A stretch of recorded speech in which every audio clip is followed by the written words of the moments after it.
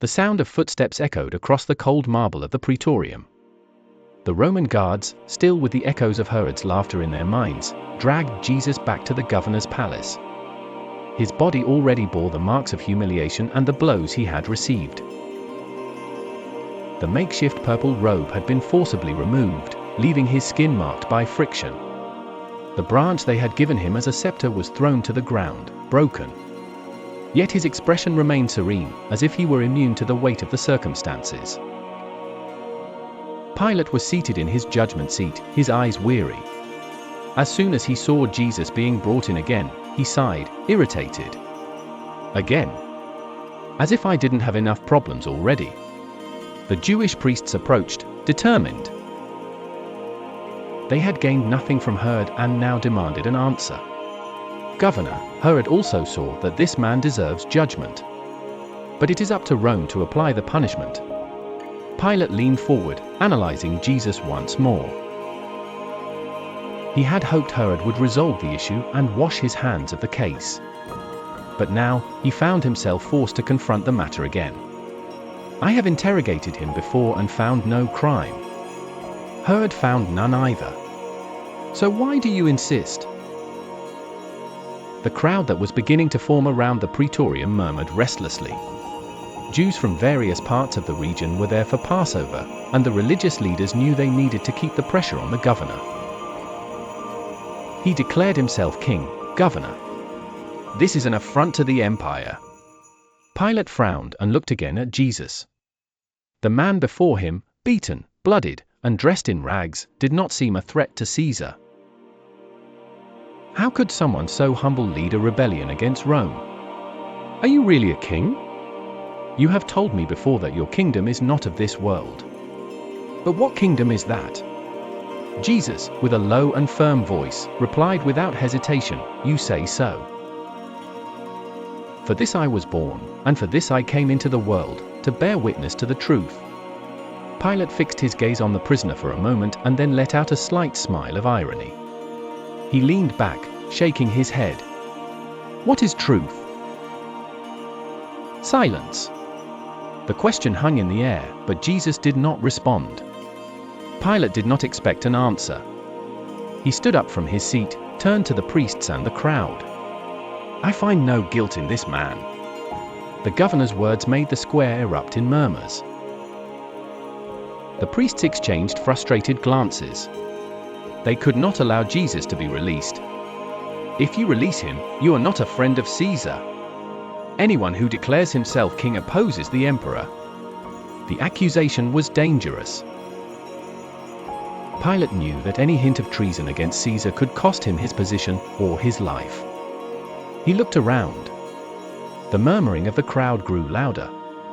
The governor, now cornered, needed to find a way out. But deep down, he already knew that his attempt to avoid a decision was coming to an end. The sun was beginning to rise on the horizon of Jerusalem, casting its golden light over the city walls. The day promised to be one of great commotion, and the courtyard of Pilate's praetorium was becoming increasingly crowded.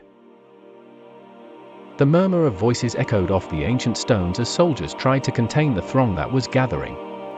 Pilate was restless. From the beginning, he knew that this trial was more political than legal.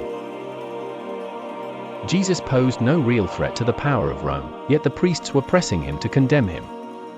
He needed to find a solution, something that would relieve him of this responsibility without causing further unrest. Then an idea occurred to him, the custom of Passover. Every year, during the Jewish festival, Rome allowed one prisoner to be released as a gesture of goodwill. Pilate saw this as a strategic escape. He would choose a detestable criminal and place the decision in the hands of the people. Surely, common sense would prevail, and Jesus would be freed. He ordered that Barabbas be brought forth. Barabbas was a well-known name. A thief, a murderer, and the leader of a violent rebellion against Rome, he had been imprisoned for serious crimes and awaited execution. When the guards pulled him out of his cell and brought him to the courtyard, the crowd reacted with expressions of shock and fear. His face was marked by scars, his clothes dirty and torn. He looked around, his dark and fierce eyes scanning the crowd. Barabbas knew his time was coming until he heard Pilate speaking. "It is your custom that I release a prisoner at Passover. Do you want me to release the king of the Jews, or Barabbas?" The question hung in the air. Silence was quickly broken by whispers and exchanged glances. Pilate crossed his arms and waited. For a moment, he thought he had found a way out. Barabbas was a notorious criminal. Who in their right mind would choose to release such a dangerous man instead of someone who had committed no crime? But the priests, realizing the governor's strategy, began to act. They walked through the crowd, whispering in the ears of the people, inflaming them against Jesus. "He is not our Messiah. He has blasphemed. He must die. Choose Barabbas." The voices grew louder. Gradually, the popular pressure tilted in the opposite direction of what was expected. Pilate raised an eyebrow, surprised to realize that something was wrong. When he asked again, the response came like a roar. "Barabbas! Release Barabbas!" Pilate felt the blood freeze in his veins. He looked at Jesus, who remained silent, his eyes calm amidst the chaos around him. How could they choose a murderer over him? And what shall I do with this man whom you call the King of the Jews? The answer came immediately, in a cry that made even the soldiers shrink back at the ferocity of the crowd. "Crucify him! Crucify him!" Pilate closed his eyes for a moment, feeling the weight of the decision he was trying to avoid. His strategy had failed. There was no easy way out anymore. The people's choice had been made. The sun was already rising over Jerusalem, casting its light upon the city walls as the tension in the Praetorium reached its peak. Pilate observed the agitated crowd before him, still trying to find a way out of the dilemma he faced. The people's choice was clear: Barabbas should be released, and Jesus condemned. But something within Pilate prevented him from simply yielding to the pressure. He knew there was no guilt in that man. As he reflected on his next decision, one of his servants hurriedly approached, carrying a small scroll. The man leaned in and extended the message with trembling hands. "Sir, this message comes from your wife. She insists that you read it immediately." Pilate frowned. Claudia Procula, his wife, rarely involved herself in his administrative matters.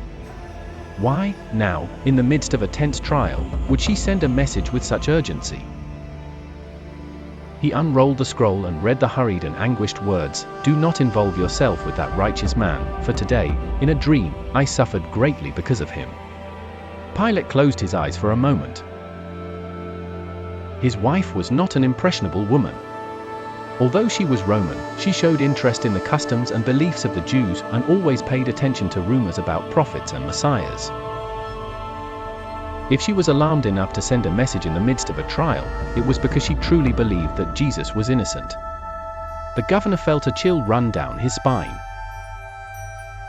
He already suspected that this case was beyond mere politics. Now, he began to fear that he was dealing with something much greater.